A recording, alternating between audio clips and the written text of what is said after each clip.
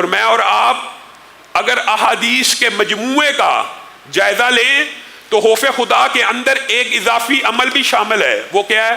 خوف سے، اللہ کے خوف سے ایک تو تک کپ کپی طاری ہو جانا، اور کئی مرتبہ محبت کے ساتھ بھی آنسو جاری ہوتے ہیں، اور برِ صغیر کے معاشرے میں بالعموم محبت ہی کے آنسو زیادہ بہائے جاتے ہیں کہ نام نبی آ جائے انسان کی آنکھوں سے پانی آ جاتا ہے، صحابہ کا نام آ جائے اللہ کا. لیکن کئی مرتبہ خوف سے بھی آنکھوں سے آنسو جاری ہوتے ہیں، اور خوف کی یہ کیفیت اللہ رب العزت کو بھی مطلوب ہے، اور نبی کریم صلی اللہ علیہ وسلم کی بھی متعدد احادیث اس بات کے اوپر دلالت کرتی ہیں.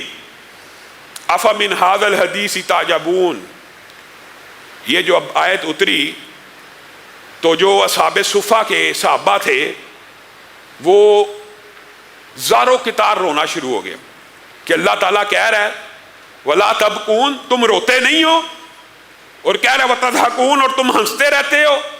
اور قرآن پاک میں اگر آپ غور کریں تو قرآن پاک میں یہ سارے الفاظ موجود ہیں، تبکون، یبکون، باقین، تضرعوا لعلہم یتضرعون، یہ سارے کے سارے الفاظ موجود ہیں. وَلْيَبْكُوا کثیرا، کثرت سے رو.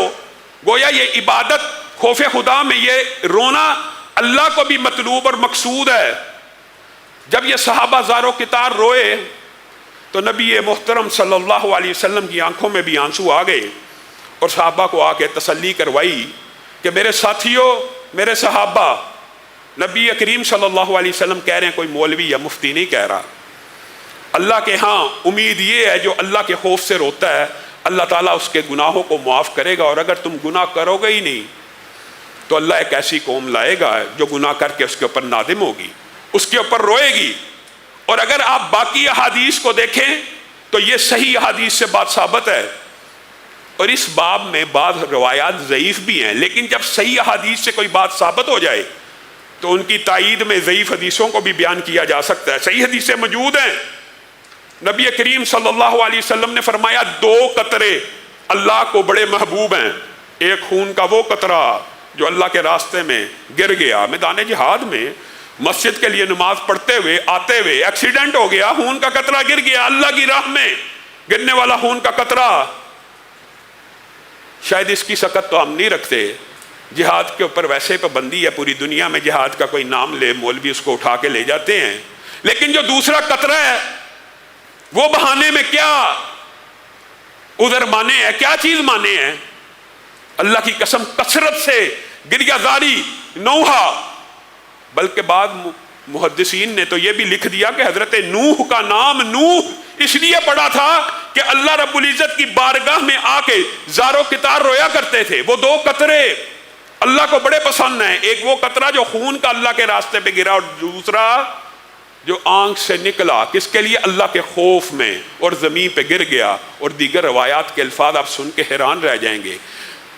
وہ آنسو جو زمین میں جذب ہو گیا، اس بندے کو کبھی بھی آگ نہیں چھوئے گی یہاں تک کہ وہ قطرہ زمین سے واپس نہ لے لیا جائے. کیا جذب ہونے کے بعد واپس لیا جا سکتا ہے؟ اور دوسری روایت جو اس کی تصدیق کرتی ہے، جب تک دودھ تھنوں میں واپس نہ چلا جائے اس وقت تک بندہ آگ میں داخل نہیں ہوگا. بتائیے وہ کون سی عبادت ہے؟ وہ کون سی عبادت ہے کہ ایک قطرہ زمین پہ گرا ہے، بندہ جہنم سے ایسے محفوظ ہو گیا کہ دودھ تھنوں میں جب تک واپس نہ جائے یا زمین سے یہ قطرہ واپس نکل نہ آئے.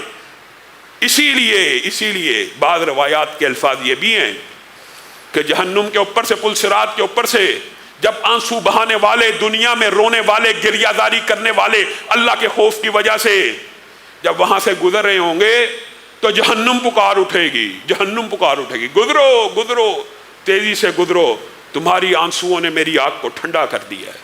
یہ آنسو آگ کو ٹھنڈا کرنے والے، اللہ کے غضب کو ٹھنڈا کرنے والے، اللہ رب العزت کی بارگاہ میں آ کے رو گڑ گڑاؤ. اور یہ صرف انبیاء کا شیوا نہیں تھا، اولیاء کا. یہ صحابہ نے بھی بعض ایسی باتیں کی ہیں. اور جب کوئی صحابی غیب کے بارے میں کوئی بات کرے نا، حضرت ابو موسیٰ اشعری کی یہ حدیث آپ نے سنی ہوگی کہ دنیا میں رو لو، دنیا میں رو لو، صحابی رسول کہہ رہے ہیں، ورنہ قیامت کے دن خدا نہ ہنستا کہنے والا یا سننے والوں میں سے کوئی ایک بھی جہنم میں چلا گیا. اللہ ہم سب کو محفوظ کرے. اے اللہ ہم سب کو محفوظ کرے، زندگی کا مقصد ہی یہی ہے، اس آگ سے بچ جایا جائے، اس جہنم سے بچ جایا جائے۔ اللہ کہنے والے کو اور سب سننے والوں کو محفوظ کرے۔ کہتے ہیں اگر کوئی ایک بھی چلا گیا دنیا میں آنسو بہا لو، اگر تم میں سے کوئی ایک بھی جہنم میں چلا گیا تو وہاں خون کے آنسو بہائے گا، اور اتنے بہائے گا ان خون کے آنسوؤں سے ندیاں بن جائیں گی، اور ان ندیوں میں اگر تم کشتی چلانا چاہو گے چل جائے گی۔ ایک بندے کے آنسو اتنے زیادہ ہوں گے۔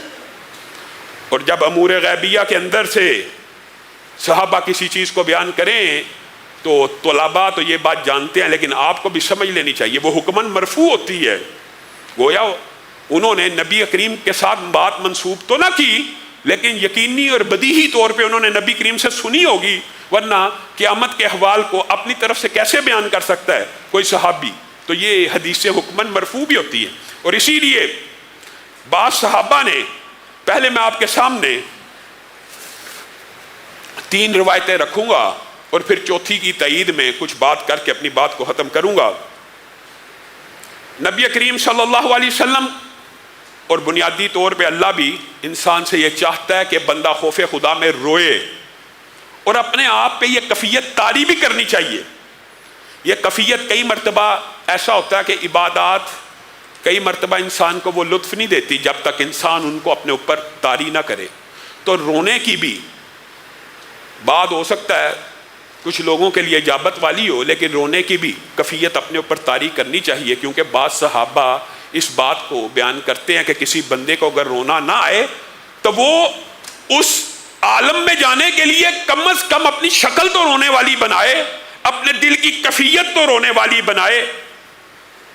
مقصود یہ ہے کہ رونا اللہ رب العزت کو اپنی بارگاہ میں پسند ہے، اسی لیے نبی کریم صلی اللہ علیہ وسلم نے ارشاد فرمایا کہ جو بندہ اتنا روئے، یہ مختلف احادیث ہے جن کا مفہوم آپ کے سامنے رکھ رہا ہوں۔ مراد یہ ہے کہ ایک انسان روتا ہے اللہ کے خوف سے، اور روتے روتے اس کی آنکھوں سے آنسو نکلتے ہیں، چہرے پہ پڑتے ہیں، کپڑوں پہ گرتے ہیں، زمین میں جذب ہو جاتے ہیں۔ اس بندے کے اوپر جہنم کی آگ اس وقت تک حرام ہے جب تک دودھ تھنوں میں واپس نہیں جاتا۔ گویا آنسو کا قطرہ زمین پہ گر کے جذب ہو گیا، اس بندے کے اوپر جہنم کی آگ کو اللہ نے حرام کر دیا۔ دوسرا بندہ وہ ہے جو اتنا نہیں رو سکتا، اس کا دل تھوڑا سخت ہے، اس کے دل میں کچھ، آپ یہ سمجھ لیں کہ اس کا دل کچھ شقی القلب ہے۔ کچھ سخت دل بھی ہوتے ہیں لوگ، تو کیا وہ اللہ کی رحمت سے مایوس ہو جائیں؟ رمضان کا مہینہ آیا، گزر گیا، جہنم سے آزاد نہ ہوئے، فائدہ کیا ہوا اس رمضان کا؟ تو نبی کریم صلی اللہ علیہ وسلم نے بھی اور اللہ نے بھی تخفیف کرتے ہوئے ان کو بھی خوشخبری سنا دی ہے۔ جو بندہ اتنا روئے کہ آنسو صرف چہرے پہ گرے، آنسو صرف بدن پہ گرے، زمین پہ نہ بھی گرے، اس کے اوپر بھی اللہ رب العزت نے جہنم کی آگ کو حرام کر دیا۔ اور صرف حرام ہی نہیں کیا، بلکہ اگر آپ 7 عرش کا سایہ پانے والی حدیث کے اوپر غور کریں تو ان میں سے ایک شخص یہ بھی ہوگا جو اللہ کے خوف کی وجہ سے رو پڑا اور اس کی آنکھیں بہہ پڑی۔ یہاں پہ زمین پہ گرنے کے الفاظ موجود نہیں ہیں، یعنی صرف چہرے پہ پڑا اور کپڑوں پہ گرا بس۔ اور بعض روایات آپ کو پتہ نا، جسم کے جس حصے پہ آنسو لگ گیا اس کو کبھی جہنم کی آگ چھو بھی نہیں سکتی۔ صحابہ زاروں کتار رویا کرتے تھے، حضرت عمر اتنا روتے تھے، کئی مرتبہ ان کے بارے میں آتا ہے حضرت عمر کے بارے میں، حضرت عمر جیسا جلیل القدر صاحب بھی اتنا روتے تھے کہ رونے کی وجہ سے بیمار پڑ جاتے ہیں، رونے کی وجہ سے، غم کی وجہ سے، آخرت کی فکر کی وجہ سے۔ حضرت علی کے بارے میں آتا ہے کہ حضرت علی رات کی تنہائیوں میں کروٹیں لے لے کر بستر کے اوپر گزارتے تھے، کروٹیں لے لے کر، صرف اللہ کے خوف کی وجہ سے۔ اور کوئی ایسا بندہ بھی تو ہو سکتا ہے نا جس کے اتنے آنسو نہ ہو کہ کپڑوں پہ گر جائیں یا چہرہ بھر جائے، تو کیا وہ اللہ کی رحمت سے نا امید ہو جائے؟ ہرگز نہیں۔ سنن ابن ماجہ کی حدیث ہے کہ کوئی بندہ اتنا نہیں روتا کہ زمین پہ آنسو گرے، اور آپ زمین پہ آنسو گرنے کی فضیلت کو سمجھ چکے ہیں، جہنم سے آزادی کا پروانہ ہے، رونا چاہیے۔ رمضان آیا، دل کھول کے روئیں، کس کے سامنے؟ اللہ کے سامنے۔ کسی دربار پہ رو رہے ہو، کسی مزار پہ رو رہے ہو، کسی مخلوق کے آستانے پہ رو رہے ہو، حق ہے تمہارے اوپر، تم اس خالق کے دربار میں رو، اپنی دل کی تمنائیں اس کے سامنے پیش کرو۔ اور خوف کے ساتھ اور امید کے ساتھ عبادتوں کو کرتے رہو. ایک بندہ نہیں اتنا رو سکتا زمین پہ آنسو گرے چہرے یا کپڑوں پہ گرے, وہ کیا کرے؟ وہ اپنے اوپر کفیت کو طاری کرے, اس کے لیے بھی خوشخبری ہے. نبی کریم صلی اللہ علیہ وسلم نے کہا نہیں کوئی بات ایسی مفہوم آپ کے سامنے رکھ رہا ہوں آپ کو سمجھانے کے لیے, کوئی مسئلہ نہیں, زمین پہ نہیں گر رہے, کوئی مسئلہ نہیں, آپ کپڑوں سے ان آنسوؤں کو صاف نہیں کر رہے, آپ کی آنکھ کے اندر مکھی کے سر کے برابر آنسو آ گیا. صرف کس کے سر کے برابر؟ مکھی کے سر کے برابر. مکھی کا سر کتنا کو بڑا ہوتا ہے؟ گویا آنکھ میں پانی آ گیا جو چہرے کے کسی حصے کو لگ گیا. نبی کریم صلی اللہ علیہ وسلم نے کہا اس آنسو والے کے اوپر بھی جہنم کی آگ کو حرام کر دیا گیا ہے. اور کیا چاہیے؟ رب تو چاہتا ہے میرے بندے آئیں, آ کے دیکھیں تو صحیح, آنا ہی نہیں. رمضان آ بھی گیا, رمضان چلا بھی گیا, آنا ہی نہیں. پھر جو بندہ بے حیا ہے, جب حیا ہی ختم ہوگی, جب رب کا خوف ہی نہیں ہے, تو جو جی چاہے کرتا رہے. اللہ کی قسم بد عقلی کی بات ہے. اور پھر جو چوتھی بات ہے جو محدثین نے بیان کی ہے اور صحابہ نے اس بات کی اپنے عمل کے ساتھ تصدیق کی ہے کہ کوئی حرج کی بات نہیں ہے.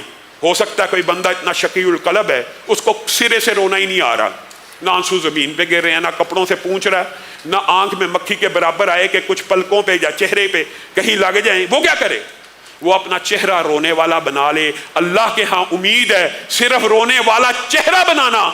دیکھیں آرٹیفیشل بنا رہا ہے, حالانکہ رونا نہیں آ رہا, لیکن عمل تو رب کے لیے کر رہا ہے نا. انشاءاللہ امید ہے اللہ رب العزت اس کو بھی جہنم سے آزاد کرے گا. وجہ کیا ہے؟ یہ صحابہ خود بیان کیا کرتے تھے.